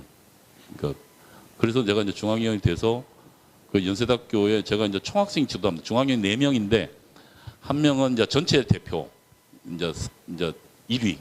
내가 2위를 했는데 그래서 이제 저는 총학생회 지도 담당으로 당시 이제 제가 총학생회 기획부 차장이에요. 그 직책은 기획부에. 그러나 밤에는 내가 대장이에요. 그래서 이제 그 총학생회 지도부를 다 모아놓고 지금 현재 우리의 그 투쟁 방향은 뭐다? 투쟁 지침을 내리고 그다음에 투쟁 계획을 내리고 구호를 내려요. 그다음에 각 부서의 활동을 보고받아요. 제가 보고받고 그 문건으로 그걸 가지고 중앙위원회에 가서 다시 4인 중앙위원회 그 내부에 토론하도록 돼 있거든요. 그다음에 이제 그래서 저는 총학생 지도 담당이었고 당시 총학생장이 그 지금 그 연세대 우상호 씨죠. 그리고 이제 제가 있을 때는 그 감옥에 좀 가 있었기 때문에 김병규라고 부총학생회도 대행하고 있었고 나중에 또 감옥에 갔다 와가지고 제가 어쨌든 그리고 이제 투쟁 담당 중앙위원이 있고 그러니까 이제 그 가투나 뭐 그 각 대학 간 연대 투쟁을 지휘하는 그다음에 선전 담당 그러니까 뭐 선전물들 비밀 그 문건들을 내리는 그 4명이 있었거든요. 그러고 있는데 이제 그러고 이제 제가 임기를 1년 마치고 나왔는데 누가 보좌에서 갔더만은 당신의 투쟁 활동을 높이 평가해서 앞으로 우리 조직에서 활동해라. 가보니까 이제 그게 조통 그룹이었어요. 자신을 꼼이라고 이름을 바뀐 친구가 그러니까 꼼이 이제 공산주의자를 약칭적인 것처럼 바뀐 친구가 당신에 의해서 그동안 열심히 지켜봤다. 그래서 같이 좀 더 큰 일을 해보자. 그러면서 이제 나보고 그 전대협으로 들어가라 그러더라고요. 그래서 전대협 밑에 들어가서 결국 뒤집어서 결국 제가 이제 그 연대사국장이 됐죠. 그러니까 연사국장은 굉장히 중요한 자리예요. 왜냐하면 그러니까 통일전선 사업을 조직하고 기획하는 자리거든요. 공산주의자는 통일전선 사업이 굉장히 중요하잖아요. 그래서 이제 그때 당시에 이제 뭐 만났던 사람들이 김근태, 이부영 뭐 이런 사람들하고 그다음에 제가 YSDJ를 이제 주로 만나고 그다음에 그러니까 젊은 나이에 꽤 출세했죠. 공산주의자로서는. 그리고 당시 이제 뭐 노동, 농민, 도시빈민 이런 걸 총괄하는 제 밑에 서청년, 이제 서청년이 전대협을 대신했는데 서청년 연사국 직원이 한 20명 넘었으니까 어쨌든 그 활동들을 벌이면서 그때 우리가 벌인 게 그거예요. 그 임수경 방북 사건을 그러니까 지난번에 이야기했지만 임수경을 우리가 통일운동을 보다 더 대중적으로 벌이기 위해서 뭔가 특단 대책이 필요하다라고 내부에서 하고 그래서 그걸 하기 위해서 뭔가 센세이션 바람을 일으켜야 된다. 충격을 준 충격파 요법으로 그래서 당국에 그러니까 그 경찰 당국이나 정보 당국에 노출되지 않은 그리고 해외 여행이 가능한 노출되지 않는다는 얘기는 그 운동의 핵심 세력이 아닌 왜냐면 나중에 잡혀도 별로 볼 게 없는 그래서 이제 뽑은 게 용인 외대에 그러니까 우리 이제 그 정책실장을 통해서 정책위원장을 통해서 선발하러 갔는데 뽑은 게 이제 임수경 뽑았다 그러더라고요. 결국 이제 그래서 이제 행동지 보내서 보냈는데 그러니까 뭐 밖에 전전하고 있었죠. 그러면서 나는 이제 신학교에 갈 준비를 하고 있었는데 그게 해필이면 이 애들이 학내 농성을 벌여가지고 시험을 봤으면 내가 들어갔을 거예요. 왜냐면 공부를 했으니까. 근데 확실히 하나님이 있는 것 같더라고요. 나 같으면 막았어요. 그래서 그 들어갔으면 제가 목사가 돼가지고 아마 아직도 공산주의 하고 있었을 텐데 기독교 내에서 어쨌거나 그래서 못 가고 있다가 제가 이제 어쨌든 호구지책을 해야 되니까 그래서 한 게 이제 학원인데 강사 배운 게 도둑질을 하고 근데 그때 내가 보니까 사람들이 굉장히 행복하게 사는 거야. 왜냐하면 내가 책에서 배운 거는 대한민국 굉장히 불행해서 그러니까 부익부 빈익빈 사회를 통해서 처절을 한 고통에 신음하고 있어야 혁명이 일어나는데 이 사람들이 행복한 거야. 그리고 뭔가 미래도 기획하고 있고 야 이게 뭐야 도대체. 내가 처음 어쨌든 학생운동을 그만두고 사회에 나와서 학원을 통해서 일반 국민들을 봤는데 뭔가 좀 이상하다. 그리고 그 사람 하루하루 열심히 살고 있더라고. 꿈을 세우고 저축도 해가면서 뭔가 좀 이상하단 말이에요. 우리는 이 민중들은 이 자신들이 계급적 처지를 깨닫고 있지 못하기 때문에 우리 같은 혁명가들이 이들을 그 자신의 불쌍한 처지를 잘 선전선동하면 이들이 혁명의 주력권 나와야 되는데 이들이 뭔가 행복하게 사니까 이거 굉장히 돌겠는 거예요. 그 다음에 그리고 그 좀 있다가 베를린 장벽이 무너졌어요. 그래서 책에서 보던 사회주의가 아니라 실질 사회주의 모습들이 보여졌어요. 거기는 오히려 훨씬 더 인권 탄압과 그 권력에 의한 그 잔인한 살육과 독재가 난무했던 책에서 봤던 사회주의와는 전혀 딴판된 모습이. 그리고 소련이 무너졌고 그래도 버텼어요. 왜냐하면 얘들은 아마 이 막수주의를 기계적으로 응용한 결과 뭔가 인간 중심으로 못 가서 쟤들은 이 주체 사상을 못 배워서 아마 쟤들은 그랬을 거다. 그래서 아직 북한이 남아있기 때문에 이 주체의 나라인 북한은 뭔가 그런 기계적으로 하지 않고 인간을 훨씬 우선시했기 때문에 뭔가 그것 좀 다를 거다라고 버텼는데 그것도 버티기 어려웠어요. 점차적으로 탈북자들이 나오기 시작하고 그들이 증언들이 나. 그래서 그때 나는 뭐라고 생각하면 요즘도 그 옛날 임수경이가 그 이야기 했죠. 그 탈북자를 그 조국을 배신한 놈이를. 그게 어떤 인식이냐면 당시 이제 우리가 갖고 있던 게 뭐냐면 그 뭔가 사회주의 조국을 배신하고 뭔가 잘못을 저지르고 나왔을 거다. 저 녀석들은. 그러니까 뭔가 북한에 대해서 안 좋은 말로 자신의 그걸 정당하고 이렇게 하고 있을 거다고 난 믿었어요. 결정타는 황장엽 씨였어요. 황장엽 씨가 우리도 알고 있었거든. 주체사상의 창시란. 근데 황장엽 씨가 나오고 그리고 그 월간조선에 지금도 있어서 어디 지방 갔다 올라오면서 그 황장엽 씨 인터뷰 내용을 봤어요. 그 내가 아마 한 4시간 내내 꼼짝도 안 하고 그것들을 봤던 기억이 나요. 곰곰이 여기면서.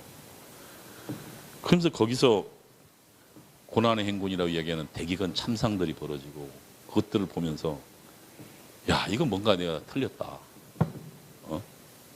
더 이상 그리고 거기에 그 3대 세습 황장엽 씨 입으로 나오면서 야 이거 뭔가 문제가 있다.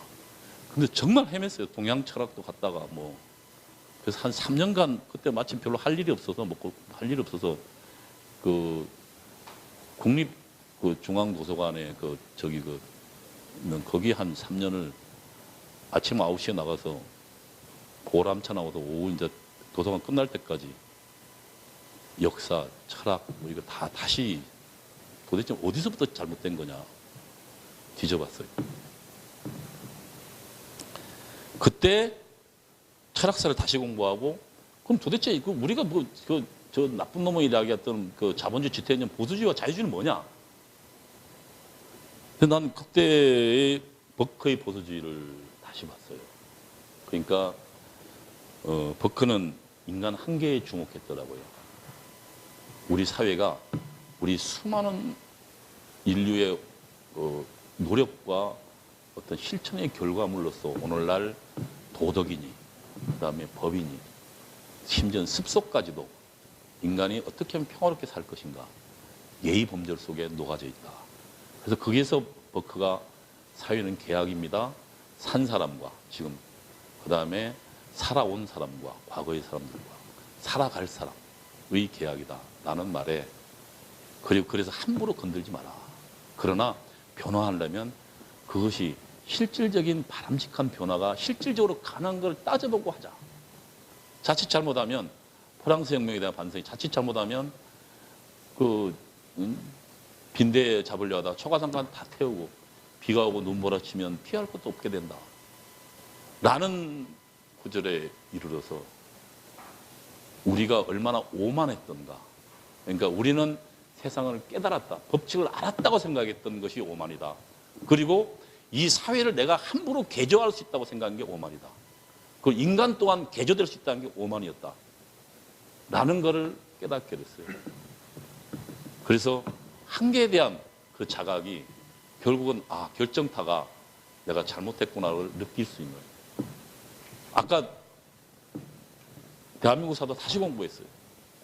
마침 소련 무너지고 뭐 여기저기서 그러니까 포스트 수정주의가 나오면서, 그러니까 뭐 예를 들면 그 걔들이 비판받고 있었잖아요. 그 수정주의자들, 미국의 누구면 브루스 커밍스 같은 뭐 애들이 뭐 시빌와라고 개겼다가 나중에 뭐 소련의 예를 들면 비밀 지시 문건이 발견되고 뭐 하면서 사전 계획한 거라는 거.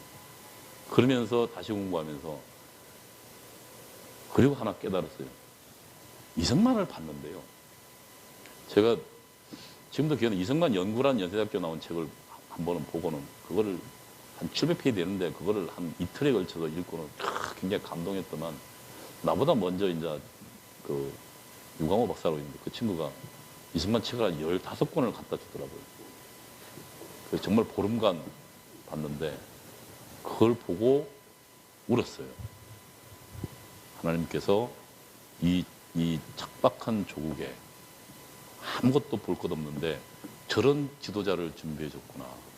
그리고 그때 이미 공산주의자가 얼마나 나쁘다는 걸 그는 이미 알고 있었고, 1921년도인가요? 그 태평양이라는 잡지에 공산당의 당부당이라는, 거기서 이미 공산주의가 필멸할 거라고. 당시 모든 지식계가 공산주의 환호 일색이었던 당시에 이승만이라는 당시의 동양의 조그마한 사람은 그것에 그걸 보고 있었고, 그리고 그가 조국의 자유민주주의를 갖고 왔더라고요.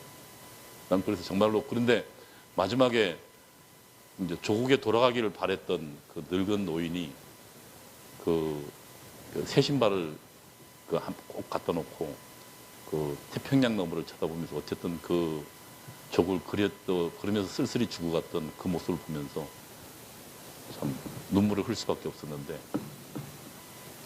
어쨌든 그래서 다시 봤어요. 박정희도 다시 보고. 대한민국은 정말 성공한 나라더라고요. 내가 본 대한민국은. 그러니까 부익부 빈빈이 아니에요. 오히려 노동자 생활을 하다가 중산층이 된 사례는 허다해요. 내 바로 옆에도 있어요. 내 그 여동생 남편 그 가족들. 그 정말로 배운 게 없어서 고등학교도 안 나왔거든요. 노동자 생활에서 지금 교회 장로하면서 집 한 세 채쯤 되고 잘 살아요. 정말 노동자로 시작해서. 그런 성공사례 수도 없이 많더라고요. 유광호 박사의 논문도 아마 그 논문이죠. 야, 그러니까 부익부 빈빈이 아니더라고. 훨씬 더 자기 꿈을 이룬, 그리고 제3세계 유일하게 산업화에 성공한 나라고. 그러니까 기적처럼 일어난 나라. 난 그래서 박정희를 다시 봤어.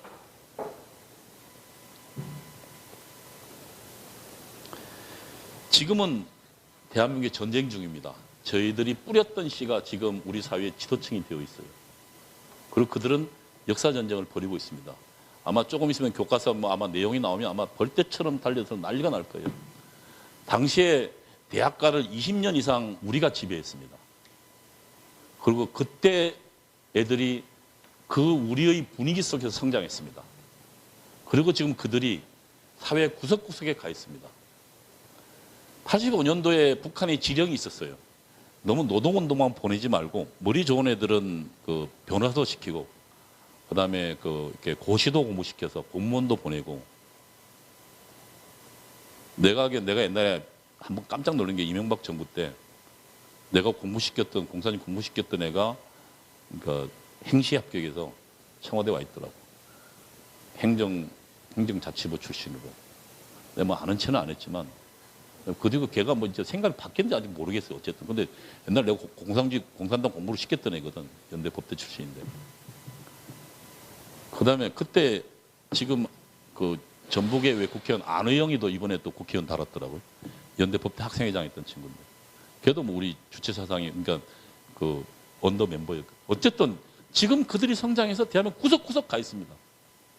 그리고 대한민국을 조롱하고 부정하고 있어요.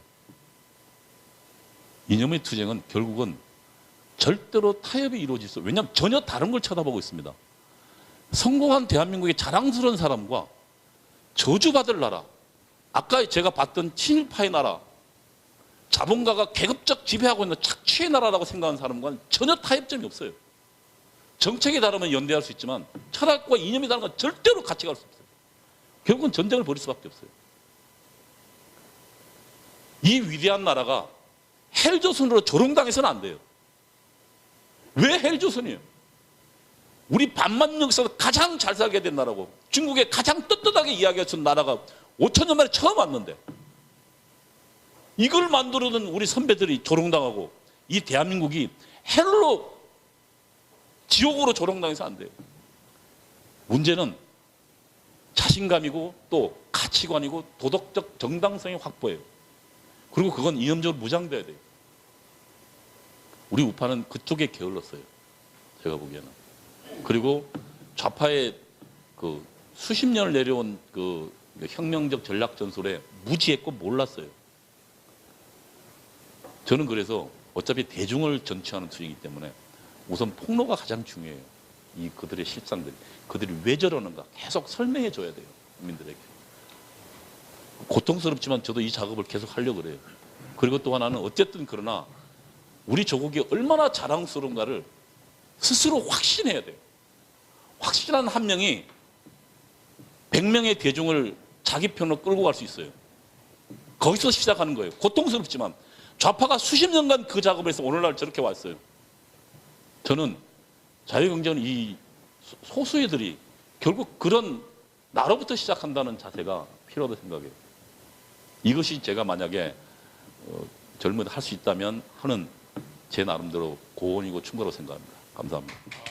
이동호 선생님은 개인적으로 사실 오늘 행사 전에도 가끔 이제 뵐 때마다 참 좋은 말씀 해주셔서 너무 감사한데 사실 살면서 제일 힘든 게 자기 부정이고 또 자기 반성을 이렇게 공개적으로 하는 것인데 이렇게 청년 세대를 위해서 어려운 일 해주신 점 다시 한번 감사의 말씀드립니다.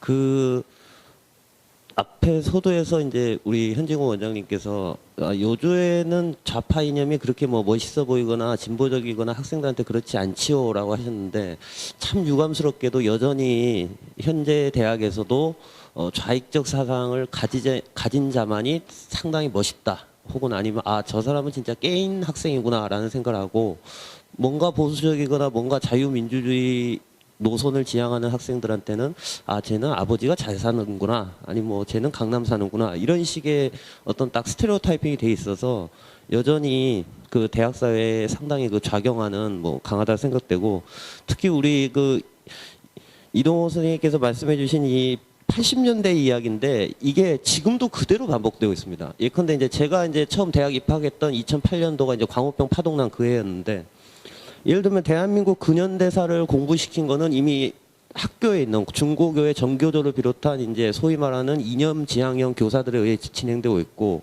한국 경제사는 마찬가지입니다. 연세대 뭐 김용석 교수라든지 고려대 강만일 교수가 얘기한 자본주의 맹아론을 근데 요새는 자본주의 맹아론이다 이런 말을 쓰면 애들이 못 알아들으니까 그냥 그렇게는 말 안 하는데 그 내용 그대로 써놓고 그리고 또 뒤에서 변증법적 유물론이다, 뭐 양질 전화, 부정의 부정 이런 말씀 이제 애들이 못 알아들으니까 또 그 말은 안 쓰는데 내용은 또 그 내용이고 주체 사상은 인간 중심 뭐 김정일 얘기하면 애들이 싫어하니까 그걸 싹 바꿔서 사람 중심, 사람이 사는 세상으로 가자 이러면 애들 또 휴머니즘에 빠져서 그리고 또 혁명론을 얘기하면 또 싫어하니까 또 부드럽게 바꿔서 우리는 독재 정권을 저항하는 우리의 저항권이다. 헌법에 보장된 저항권이다. 이런 식으로 또 포장을 하는데 그런 걸로 보면 어찌 보면 80년대 우리 이동호 선생님 때는 차라리 좌파들이 좀 공부를 많이 했던 것 같아요. 요새는 대학생들이 본인한테 너 왜 이렇게 좌파적이냐 진보적이냐 그러면 난 좌익이 아니에요. 그런데 제가 봤을 때 본인이 뭘 배우는지 모르고 그냥 따라하니까 그런데 실제로는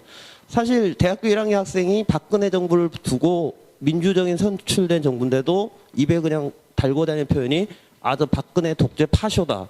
근데 사실 파쇼라는 표현은 사실 지금 정치에서는 어울리지 않는 표현이죠. 또 그 아이들이 과연 정말 파쇼의 의미가 뭔지를 알고 쓰는 것도 아니고 여전히 아마 이동호 선생님 세대 때 그 말씀하신 20년 동안 장악했던 게 그 노선은 아직도 그대로 남아서 지금의 총학생회 멤버뿐만 아니고 서클은 이제 동아리로 바뀌었고 또 단체 이제 가투는 없어진 대신 학내 집회로 바뀌어서 여전히 그 세력들이 학내에서 우리 젊은 층들을 똑같이 좌경 세력으로 또 이동호 선생님이 좀 겪으셨던 어떤 그 돌아가는 길 굳이 사실 돌아갈 필요 없는데 돌아가는 인생의 낭비를 여전히 조장하고 있다라는 생각이 들어서 오늘 그 이동호 선생님께서 이렇게 어렵게 얘기해 주신 진짜 인생 고백 굳이 어려운 길을 갈 필요 없다. 처음부터 자유민주주의 또 시장경제라는 올바른 가치를 찾아서 20대랑 30대가 사실은 가장 인생에서 제일 자신의 미래를 그릴 수 있는 적절한 시기인데 낭비하지 말고 돌아가지 말고 가라라는 말씀해 주셔서 저는 이 방송과 오늘 행사 내용이 좀 많이 전달됐으면 좋겠습니다. 특히 여전히 지금 제가 이제 학부 1, 2학년들 만나봐도 저를 만나면 대단히 신기하게 여겨요. 아니 저분은 뭐 집이 그렇게 잘 사는 분도 아닌 걸로 알고 있고 뭐 그렇게 뭐 부르주아 같지도 않은데 왜 이렇게 좌익 노선을 싫어하나. 근데 사실 반면에 근데 그 학생들을 보면 또 저는 또 거꾸로 생각이 들어요. 저렇게 똑똑하고 성실하고 참 착한 학생들인데 왜 아직 저기에 저렇게 매력을 느끼나 하는데 좀 그런 점에 있어서는 좀 저희가 그거는 본받을 필요가 있을 것 같습니다. 시장 경제나 아니면 보수주의적 가치를 전파할 때 그걸 좀 뭐라 그럴까 요즘 세대에 맞게 좀 부드럽게 접근한달까 그런 것은 좀 필요할 것 같습니다. 그런 거 보면 이 좌파들은 참 그걸 잘하는 것 같아요. 포장술은 정말 능해서 1학년들 들어오면은 우리 사람 중심 사람이 잘 사는 세상을 만들자 이런 식으로 이제 좌파 이 파리를 하는데 우리 우파도 그거에 맞서서 본질은 버리지 않더라도 좀 소프트한 터치로 대학생들에게 올바른 가치관을 좀 더 전파할 수 있는 대중적인 운동이 필요하지 않을까라는 생각을 해보았습니다. 네, 감사합니다. 저는 이제 이동호 위원님께서도 이제 말씀하셨고 이승수 이제 토론자님께서도 말씀을 너무 잘해주셔서 제가 이제 중학교 때부터 정말 아까 이승수 토론자님께서 말씀하셨지만 정말 좌파들이 아시다시피 뭐 생각 없이 그냥 어쩌다 보니까 그렇게 되어 온 사람이 많습니다. 저도 그 중에 하나였고요. 뭐 이동호 위원님께서 뭐 공부를 열심히 해서 주체 사상을 배워서 뭐 찾아가면서 뭐 이렇게 공부를 해서 똑똑한 좌파가 아니고 그냥 전교조들 이렇게 그냥 좌편향된 세상 뭐 이런 언론들을 접하고 교육을 접하고 시스템을 접하다 보니까 어떻게 하다 보니까 이제 좌파가 되어 있던 그랬던 이제 저도 학생들 중에 하나였습니다. 제가 이제 중학교 시절에는 이제 이명박 정부 초기 때였고 그때 이제 한창 이제 광우병 파동이 이제 일어났을 때입니다. 이제 그때 이제 교사들 중에 이제 몇 명이 너네들 뭐 하는 거냐, 촛불 들고 가야 되지 않겠느냐 해서 이제 주말에 인천에서 청계천까지 친구들 3명 총 3명이 함께 이제 가서 이제 촛불 들고 이명박 퇴진, 뭐 한미 FTA 반대, 광우병 소고기 수입 반대 이런 걸 구호를 외쳤던 정말 한없이 부끄러운 그런 역사가 있습니다. 그리고 저의 첫 번째 대통령 선거는 이제 지난 18대 대선인데요.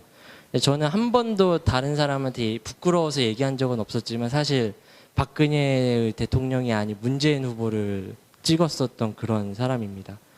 이 당시 이제 여태까지 그때까지만 해도 12년도 말까지만 해도 이제 접했던 그런 기사들이나 아니면 이제 이런 그 자료집들, 이제 교육들의 그런 좌편향된 지금 전교조들의 교육에 의해서 이제 진보는 정말 정의롭고 따뜻하고 막 그런 진실하고 그런 서민들을 위한 집단이라고 생각을 했었고, 정말 보수는 더럽고 친일이고 뭐 부패하고 이런 집단이라고 생각했었던 그런 기억이 있습니다. 이제 대학교 입학해서도 이제 총학생회 활동도 했었고, 이제 그 농활에 가서도 이제 충격적인 얘기를 이제 여러 개, 지금 생각하면 충격적인 얘기인데, 이제 뭐 예를 들어서 뭐 대한민국은 건국된 적이 없다 뭐 이런 얘기라든가, 아니 선배들이 뭐 대한민국은 건국돼서는 안 되는 나라였다 뭐 이런 그 대놓고 정말 그런 얘기도 많이 주입을 당했었고요. 그리고 이제 토론 동아리 활동도 이제 좀 했었습니다. 학교에서 하면서 이제 뭐 집단지성이다 뭐 이런 그 명분을 내세우면서 뭐 그 이때 이승만 대통령에 대해서 토론을 하자 해놓고선 사실상 이제 이승만 욕하기, 뭐 깎아내리기, 뭐 독재자다, 박정희 대통령도 독재자다, 친일파다 이런 내용만 가지고 이렇게 하면서 이제 대학교 1학년 시절을 보냈었습니다. 이제 제가 이제 그 전향 이제 좀 약간 우파의 이제 진실에 눈을 뜨게 된 계기가 되었던 게 이제 그 철도 노조 2013년 말에 철도 노조 파업 때였습니다. 그때 이제 그 철도 노조 처음에는 당연히 이제 철도 노조가 우리 서민들을 위해서 우리 그 일반 대중들을 위해서 착한 정의로운 파업을 하는 거구나라고 생각을 했었는데, 점점 이제 이런 자료들을 제가 한번 찾아보기로 했습니다. 이런 노조들이 파업하는 게 과연 정당한가 찾아보면 찾아볼수록 이제 이 명분이 이제 틀렸고 이들이 거짓되었고 그렇다는 것을 이제 점점 깨달았습니다. 이제 그 다음에 이제 2014년 초부터 이제 내가 여태까지 이제 주입당했었던 게 전부 거짓이었구나. 눈과 귀를 정교조들에 의해서 틀어 막혔었구나라는 걸 깨닫고, 이제 정말 이제 그때부터 우파 대학생 단체에 이제 활동을 시작하면서 이제 뭐 다양한 강연, 세미나, 뭐 토론회 이런 걸 참석하면서 점점 진실을 이제 파악해가고 그런 거를 이제 접하게 되면서 눈을 뜨게 되었습니다. 정말 저는 지금 생각하면은 이제 뭐 지금 뭐 한창 뭐 좌파 뭐 이런 운동을 하는 이제 약간 좀 멍청한 학생들이 많이 있잖아요. 제대로 알지도 못하면서 그렇게 활동을 하는 사람들. 저도 이제 그런 사람이 될 수도 있었던 거였는데, 이제 정말 운이 좋게도 이제 어떻게 하다 보니까 우파로 전향을 해서 진실을 깨닫게 된 이런 케이스라고 정말 생각합니다. 이제 정말 안타까운 건 이제 우리의 후배들인데요. 이제 그 아시다시피 지난 지방선거 때 이제 전국의 교육감들이 전부 거의 대부분이 전교조 출신이고, 이제 뭐 학교에 이제 전교조들이 판을 치고 있고, 뭐 4.16 교과서라는 이런 끔찍한 책도 내고 있고, 뭐 그 정말 북한의 교과서인지 대한민국의 역사책인지 구분하기 힘들 정도로 그렇게 좌편향된 교과서들에 의해서 이제 그 우리 후배 학생들이 교육을 하고 교육을 받고, 이런 사람들이 이제 나중에는 극렬한 좌파가 되는 그런 상황에 있습니다. 그래도 다행인 것은 이제 이동호 위원님처럼 이제 진실을 깨닫고 뭐 이런 그 좌파들의 거짓말에 이제 거짓말이었음을 깨닫고 이제 전향하는 사람들이 늘어나고 있다라는 것입니다. 이제 뭐 점점 이제 시간이 갈수록 시간이 이제 해결을 해 줄 것이라고 생각을 하지만, 이제 뭐 우리가 그 좌파에서 우파로 전향한 사람들의 이런 사례를 이제 점점 연구하고 집중적으로 탐색하면서 탐구하고 하면서 이제 그렇게 이제 전향할 수 있도록 도와주는 이런 게 정말 필요하지 않나, 이렇게 노력하면 좋지 않겠나 하며 소망을 말씀드리면서 토론 마치겠습니다. 감사합니다. 저는 이동호 위원님을 개인적으로 만나기 전에는 이제 전대협 연사국장이면 이제 빨아도 빨갱이다 이렇게 생각을 했는데, 물이 많이 빠지신 것 같습니다. 확실하게. 예, 아무리 빨아도 그건 안 된다고 생각했는데 저렇게 바뀔 수도 있구나 생각이 들었고요. 말씀 그렇게 하셨지만 이제 이렇게 저렇게 해가지고 교육시키고 이런 사람들로 인해 가지고 인생이 바뀐 사람들이 꽤 많을 겁니다. 그래서 이제 물심양면으로 피해를 준 분들에게 다시는 이제 그런 희생자가 안 나오게, 그러니까 그 말을 진짜로 믿고 열심히 현장에 뛰어나갔던 그런 사람들이 되게 많았기 때문에 아마 그런 부채의식 같은 거 조금씩 가지고 있는 것 같아요. 386 세대가 부채의식이 두 가지인데, 하나는 친구들이 데모할 때 혼자 공부해가지고 도서관에 있었던 게 미안해가지고 지금 좌익질하는 그런 부채의식이 있고, 반대로 현장에서 열심히 하다가 보니까 내가 이런 거를 좀 잘못한 것 같다. 자기의 그 당연히 이제 겪어야 되는 과정이긴 했지만 그런 것들을 부채의식을 가지고 이렇게 말씀하신 분도 있고 이렇다고 생각이 듭니다. 2015년 학번하고 그 80년대 학번하고의 20살은 조금 다를 것 같다는 생각이 들어가지고 제가 그 문장 하나 가져왔는데요. 그 제일 첫 번째 그 구스타프 르봉이라는 사람이 쓴 책입니다. 세상 속으로 들어가는 20살 청년의 경우에는 이 청년은 그 자기 눈에 비친 이 사회가 아주 현명한 입법자들에 의해서 원칙에 의해서 만들어진 것이 아니고 수없이 이어지는 세대들이 각자의 다양한 경험과 필요에 의해 정리한 것이라는 사실을 이해하지 못합니다. 그래서 꽤 순수한 이성을 가진 젊은이는 이 낡은 건물의 모습에 못마땅한 표정을 짓는다. 이게 아마 20살의 정서가 아닌가 싶습니다.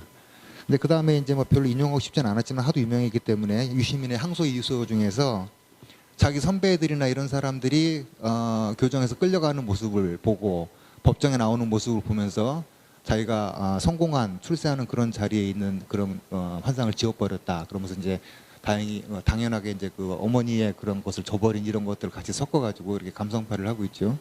예.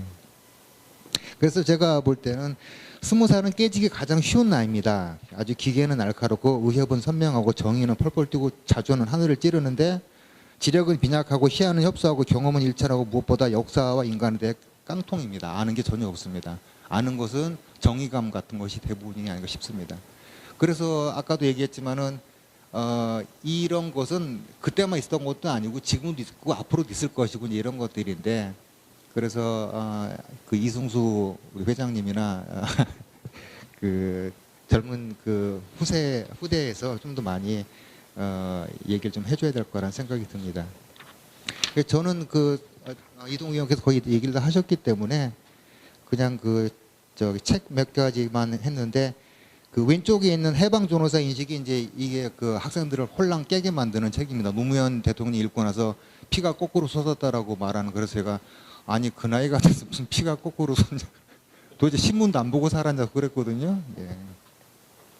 참고로 저는 고등학교 때 이제 이걸 그때 사회과학 그랬는데 이거를 사회과학 공부를 고등학교 때도 해가지고 별로 좀 충격을 별로 안 받았어요. 그러니까 그런 사람들이 종종 있는데 그 맘 잡고 살아보겠다고 교회를 나갔는데 하필이면 그게 도시산업선교회였다. 뭐 이런 경우도 있고 그래가지고 예 그런 경우도 있고 그래서 얼떨결에 고등학교 때부터 좌익의 길로 들어서는 애들 되게 많았거든요. 그래서 이제 이런 친구들은 충격이 좀 덜합니다.